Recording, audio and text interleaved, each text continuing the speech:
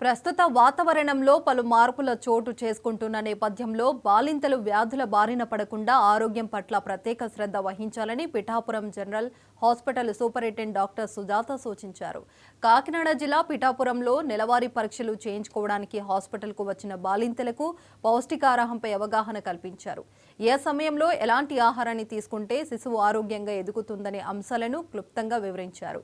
బిడ్డ కడుపులో ఉన్నప్పుడు తల్లి బలమైన ఆహారాన్ని తీసుకుంటే ప్రసవం సమయంలో తల్లి బిడ్డ కూడా ఆరోగ్యంగా ఉంటారని తెలిపారు.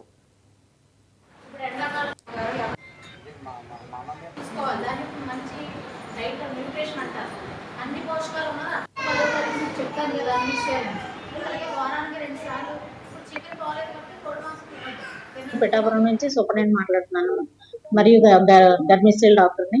మనకేంటంటే గవర్నమెంట్ పెట్టిన దాంట్లో ఒకటి కేర్ క్యాంపెయిన్ ప్రోగ్రామ్ అని గర్భిణీ స్త్రీలకి, అలాగే పోస్ట్ నేటల్ మదర్కి, పురుడైన వాళ్ళకి, ఆపరేషన్ అయిన మదర్లకి, తర్వాత పాలిచ్చే తల్లికి కూడా ఆరోగ్యవంతమైన ఆహారం తీసుకునేలాగా రోజు కూడా 3 పూట్ల మూడు సార్లు మేము వాళ్ళకి అవేర్నెస్ ప్రోగ్రామ్ కండక్ట్ చేస్తాము. ప్రతిరోజు మనం ప్రతి డిపార్ట్మెంట్లో postnatal and postoperative and antenatal ఓపీలో ప్లస్ ఐపీలో అందరికీ కూడా ఈ ప్రోగ్రామ్ జరిగించడం జరుగుతుంది.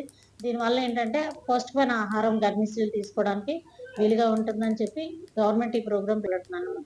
మరియు